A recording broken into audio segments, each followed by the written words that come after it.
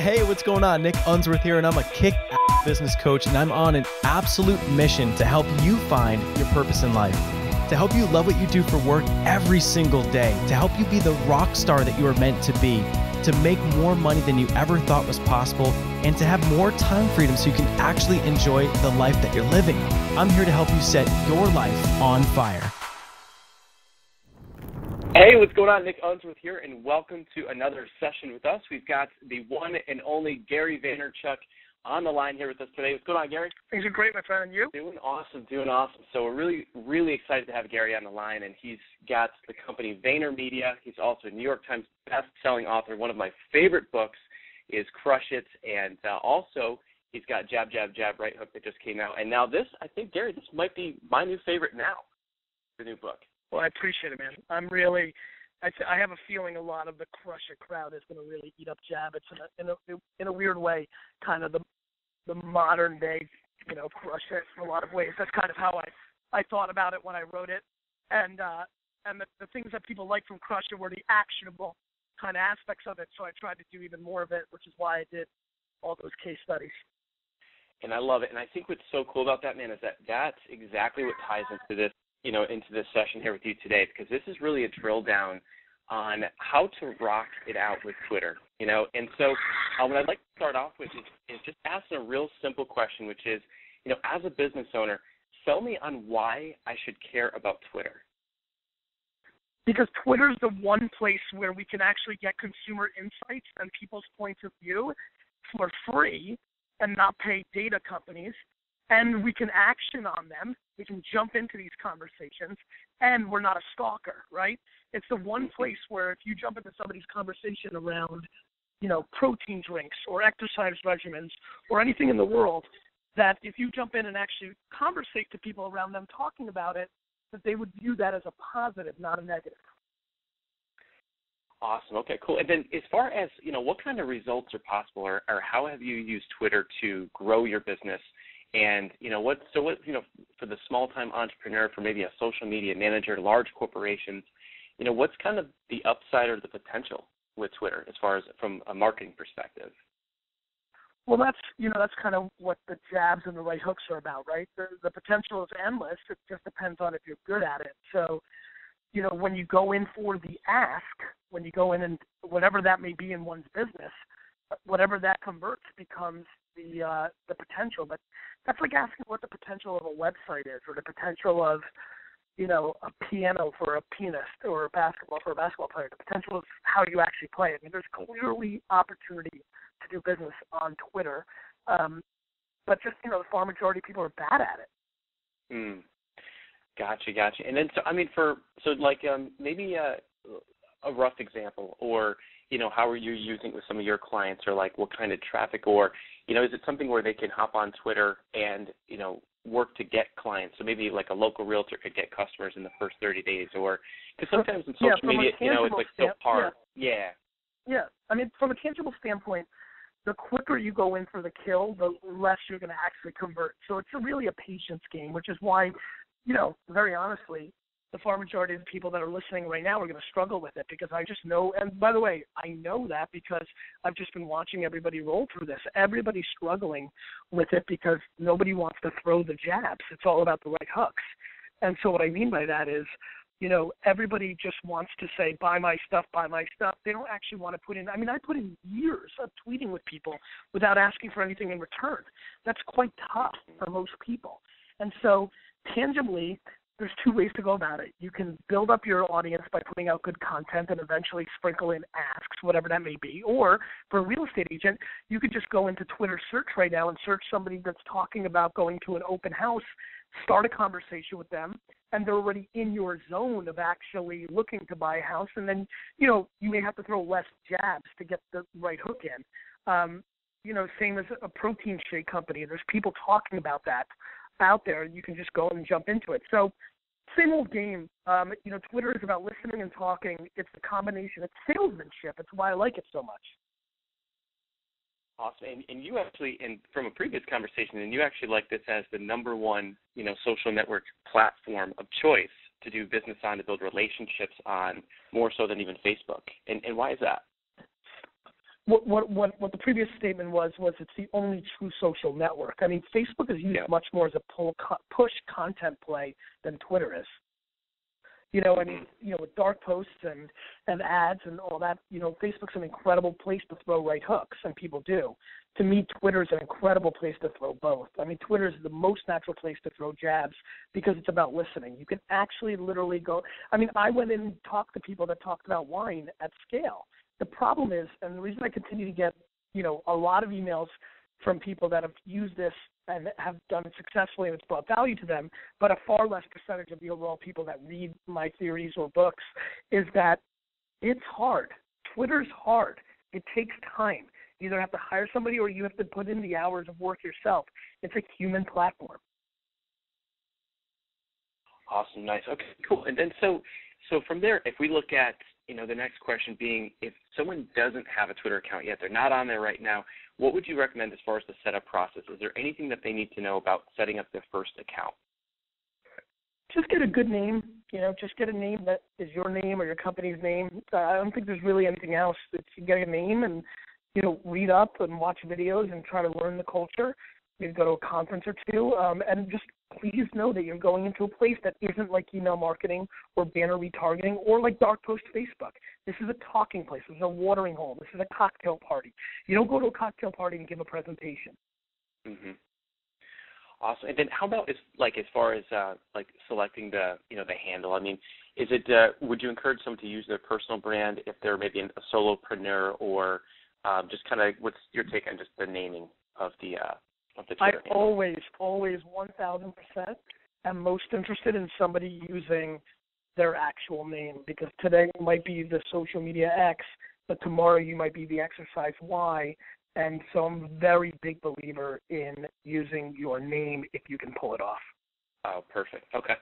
And so if the name isn't available, then sometimes like any recommendations? You know, middle initials, the real, okay. Mr. You know, there's things to be done, you know? Okay. Okay. And then what about, like, is there any benefit to, like, putting, like, keywords in the description or things to help yourself get found, or any, like, directories or anything that they can put their, you know, Twitter ID, you know, username on, or? I apologize, one more time, that chopped on me. Yeah, so like when they get the handle, you know, their Twitter username, and then they put up their description. Any just feedback as far as like the description goes, like on, you know, writing that and make it kind of, you know, tell exactly what they do, or funny, I think that is, you know, I think that's a dramatically different kind of conversation, meaning that doesn't matter anywhere close to as much as people think. Okay, cool. Interesting. Yep.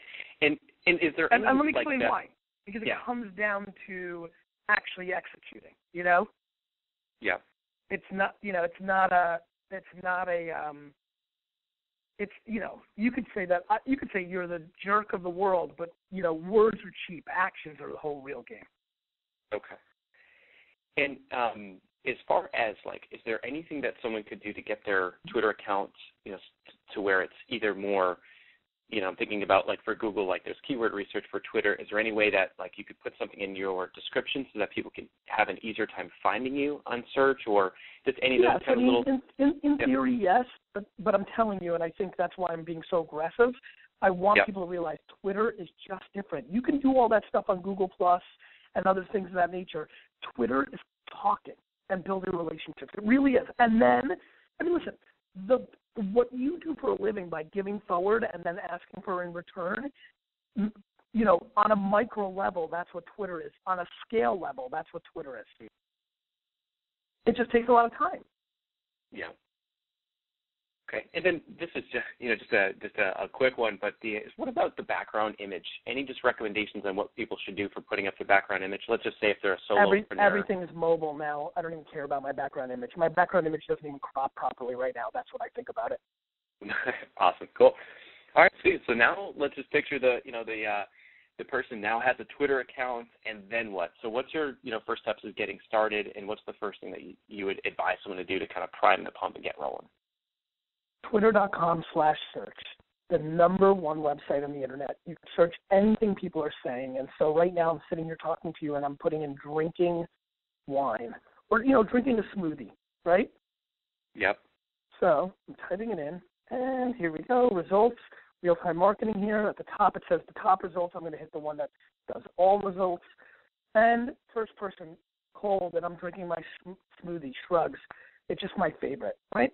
So here's this woman who lives in New Orleans, and if I'm selling smoothies or smoothie culture or smoothie T-shirts or just want recognition for my smoothie, literally in the last 30 minutes I'm looking here, and here are the following things. Cool, it's cold outside and I'm drinking my smoothie. Drinking my salad today because I can. Green smoothie, sunshine in a cup, happiness.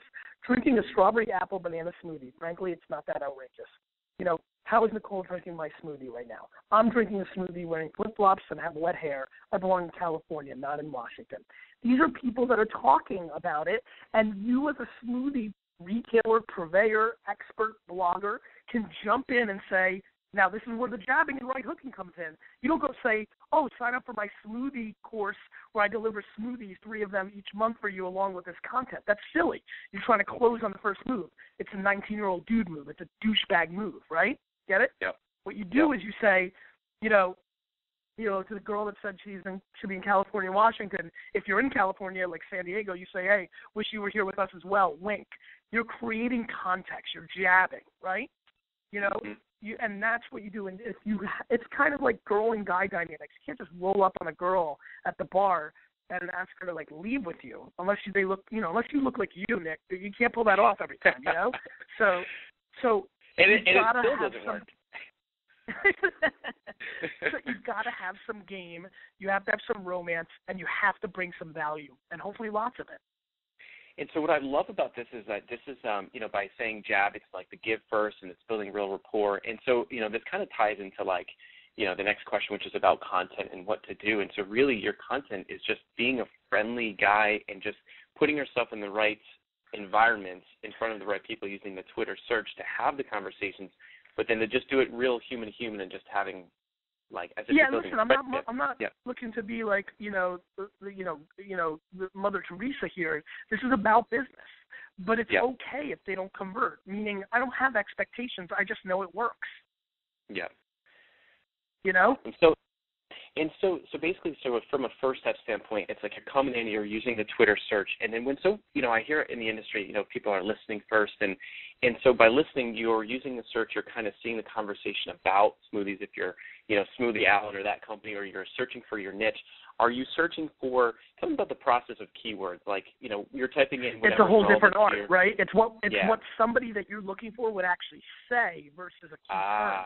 You can't search. Perfect. You can't search smoothie because there'll be a ton of spam. There'll be a lot of things that don't matter. I typed in drinking a smoothie, right? Because that's what somebody would actually say. I'm going to do another one right now. Let's see how it works out. I'm going to do, hitting the gym, right? Yeah.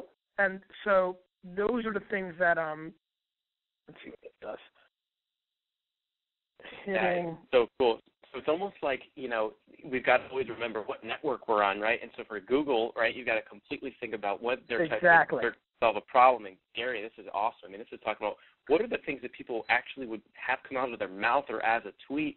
So it's you put yourself in the shoes of your prospects, and it's like, hey, man, I'm hitting the gym. So it's more of that. This one's loaded. Yep. Starting my day off by hitting the gym. It's been so long. This is where you can't say the same thing to everybody. Because Alina here said it's been so long, you may want to say something different than the person that's the next one, which is I'm hitting the gym right now. And, so it's context marketing, hence jabbing. That is so cool. And so, all right, so we've got searching, you're finding the conversations, you're building rapport, and, and what happens from there? I mean, are you just kind of staying in touch and replying, and, do you follow them right away, or how does that unfold over the next few months? To me, you follow some, you keep in touch with others, it's good to follow some because you can see, you start an actual relationship, so you see them in your stream, you can reply. When you eventually get big enough, like I did, you're just searching your name and your business to respond to everything that's coming in. But, that's kind of like how I say it. Like it's following them, it's engaging with them, it's putting out good content. So just because you're responding to them, every tweet can't be buy my stuff. It needs to be a mix of the content that you put out needs to bring some sort of value as well. So it's just a marathon. Okay, cool. And as far as content, tell us about that process with what you're putting out. Is it, a little bit more personal where you're just kind of saying what's going on? And then how would you recommend? I think this breaks down to every person, right? Like, so for me, Yep.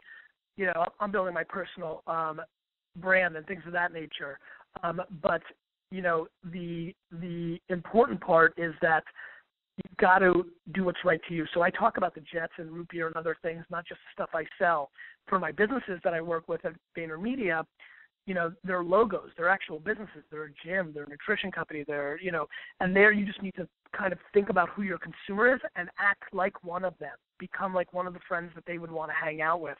But you don't want to get too far. A human has much more room to do stuff that a personal brand has way more room to play than, let's say, a logo. Interesting. And what about what's your take on just retweeting content or, aggregating content or curating or just, content that's not yours? What's your take on just as far as sharing that? And is it still really cool to be retweeting other people's stuff to build a relationship, or how does that work as far as sharing other people's content? Curating other people's content? Yeah, would you? So as far as retweeting other people's stuff, what's your advice on just sharing other? Listen, knowing who's listening and what you're trying to accomplish here, let me explain it. I am the number one engager, and then I push out my stuff, right? Mm-hmm. Other people don't engage at all, and all they do is retweet and relink and search all day finding other people's content and put it out. And they're DJs, and they're incredible. I'm an original songwriter who's close to his fans, okay? Mm-hmm.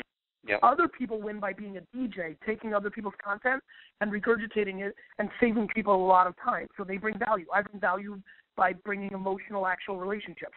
Other people bring value by DJing other people's content and being useful, so they're saving them time, right? Other people never engage, but they're so funny and wicked, incredible with their original content, so that's what they're about. There's a lot of ways to be successful. Okay, cool. And that's really interesting. So you've got on one hand for strategy A, it's being super engaging with people, building really tight knit relationships, and then almost like a strategy B, it's maybe you're spending all your energy on just putting out, whether you're creating or you're sharing other people's best content. So they're coming to you for that feed of content versus with Gary, it's more of they're getting to know the real Gary, which is unique given your status and all that kind of stuff. Okay, cool. Very, very interesting. And what about when you're actually retweeting or replying and just what about some of just the little semantics that someone would kind of look like a noob if they did it the wrong way? I know you mentioned putting the @ symbol first or having their name first and things, but any just techniques as far as content. I think the other technique is to pay attention to what's trending and figuring out how to incorporate it into your tweet if you're pushing something out, right? So that to me I think is a very, very big thing to think about. So if something's trending, and I wrote about this in the book pretty detailed, if something's trending, follow that trend and use that trend into somehow engaging content, but not force-fed. Meaning, I'm looking at all the trending topics now. Family Guy is trending right now. And if you're a restaurant, even though we all know it's Family Guy, the show, and you want to talk about your special steak dinner tonight, you might want to say, hey, be a family guy tonight and bring your entire crew to Johnny's Steakhouse. You see what I mean? Instead of saying, hey, right, come to Johnny's Steakhouse tonight for the steak. That one move would increase your exposure and your engagement dramatically. Very cool. So, and tell us about how that works. So by mentioning the word Family Guys, that would be something that could basically jump on that slipstream of just trending action, or what's the mechanics on that, or by adding in the Family Guy, how does that tap into the trending? Because when something's trending, people are clicking it a lot more than normal, and clicking the actual link, and thus you're showing up in people's streams by accident. It's by accident business. Nice. Okay, perfect. Now, and listen, that's good for width. It's not great for depth because a lot of people there are actually just looking for Family Guy. They don't care about your steak, right? But if you get one or two out of 100 that do, it was worth doing, and it was worth the exercise. Definitely. And so what about as far as who to follow? So if we stayed on that restaurant theme, and so they're geographically based, they've got one location, and you're the restaurant owner, maybe you put your personal name as your Twitter handle. Tell me about following. I remember the days where some people would follow everybody and unfollow and all that kind of scammy type stuff. or inauthentic stuff, but like, what's your advice on who to follow and just how to get started from that perspective? Again, it's very personal. I think that, you should follow people that you think bring value to you. I mean, a lot of people follow very few people because it's very hard to bring value on Twitter. You have to be an original content maker or a creator to be great. On the other hand, I follow lots of people because I like seeing I love surprising Sally Thompson in Colorado with a statement out of nowhere that references her daughter's graduation because I saw it a week ago. It's putting in the effort. Like, it just depends on how you play it. Yeah, okay. Cool. So you're following people that, because it's interesting, it's following people that you are interested in, more or less, and as the business, let's say the restaurant, the business owner, from an etiquette standpoint, if you're interacting or jumping in on those conversations, would you always follow them? Or you said before it's kind of like a mix? No, yeah. I don't think you have to. No, I think again, it's a personal preference, but I don't think you have to. Okay. Cool. And so from there, let's just say that you've jumped in, you're on Twitter, you're putting out some content, and what does your daily Twitter routine look like? So how often are you logging in, and kind of what's the Gary V on Twitter? How often are you engaging or interacting? 24/7, 365 when I don't have something going on. It is literally the lifeline of how I interact. Awesome. I think that's so cool. It's on my phone. Yeah. It's my major. It is, for me, it's my major tool. Like, it's the one way to guarantee to get in front of my face, And any feedback on like the Hootsuite and like managing like the mentions or any of that kind of stuff, or just what's anything on that side? I think a lot of those tools are great, and Hootsuite and who I like a lot. But again, those are tools, right? Like, it's like is a baseball bat better? Sure. Like, you can get better baseball bats, right? They're slightly better, but they're tools. Like, if you can't hit the ball, it doesn't matter what you have. Mm-hmm. And a lot of people try to scale with tools. With Twitter, the reason people are struggling is this is not a scalable play. Yeah. And let me say that again, because here comes the pause, and this is where everybody's thinking. This is not a scalable play from an algorithmic play. This is a human touch platform. Now, if you put in 25 minutes a day, you'll get 25-minute results, and that's great. I just happen to put in 3 to 4 hours a day because I think it's a really very sexy place to do business. Yeah, that's awesome. It's really cool to see how much time that you put into Twitter versus the other networks. And so but remember, it's coming at 6 and 7 and 8 and 4 and 2 and 3 minute intervals. I go take a piss. I pull out my phone before I get there, walking in the hall, get 2 in. I go to a meet. I'm going to hang up with you right now. I'm going to a meeting. I've got 23 minutes of a cab ride. I'll spend 17 of it on Twitter, 6 on my email. You just decide what you're focused on, Yeah. Yeah. And so how about the last question is just what are some key metrics, that people should be looking at to scale their growth, or what are you tracking? What are you looking at? What kind of fires you up when you think about, your Twitter success, or what are you looking at? What are you tracking? I think ultimately you're tracking conversions of the right hook, right? Mm-hmm. Ultimately what I'm tracking is how many people bought something or whatever, how many people showed up to my book event tonight because of Twitter, those kind of things, Yeah. But I'm patient as balls to get there. And if anybody wants to win on Twitter and is going to look for conversion or data other than are they growing their base and how are their tweets doing from a retweet basic, like are people listening, don't even think about doing that for the first 6 months. Just don't even think about it. You have no shot of winning if you do. Interesting. And so as like for larger companies as they're growing, how about managing reputation? Is it looking at who's mentioning you and just following up with those kinds of folks, or how are larger companies or some of your clients using Twitter?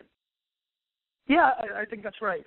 You can definitely, and that's where reporting gets interesting because when you're dealing with Dove or Mountain Dew or big companies, there's so many mentions it's hard to do by hand. But for most of the people on the call and for me, it's easy to kind of see the eye test, Yep. Awesome. And last thing here. So out of this would just be a complete, tangent, but what's one thing that most people don't know about Gary Vee? That deep down, I don't give a shit if I actually buy the New York Jets. Say again? That deep down, I actually don't care if I actually buy the New York Jets. Nice. Most people think that it's my obsession, you know? Yep. Okay. So this is like a confession here. My obsession is trying to buy the New York Jets, not actually buying them. Nice. Cool. Very cool. And I love the comment the other night about the hip check. Yes, the Patriot. For people that aren't listening, didn't know, we did this pre-test, live cast. I once hip checked a 12-year-old Patriot fan at a Jet game. Oh man, literally that just cracked me up. Like I've had multiple just outbursts just thinking about you just hip checking on 9-year-old, man. That is awesome. Well, Gary Vee, man, thank you so much. This has been awesome, and I just want to say thank you for everyone that's listening as well. This has been really huge. And if you're not on Twitter, get on Twitter. I know personally this has inspired me to put a major focus and emphasis on Twitter. So Gary Vee, thanks for everything, my man. And guys, if you haven't checked out his book, Jab, Jab, Jab, Right Hook, definitely go and grab that. It's got the how-to tactics. It's got more of Gary on this topic as well. So thanks for everything, man. We'll talk to you soon. Take care, man. Stay well. Yeah. Bye. I'm here to help you set your life on fire.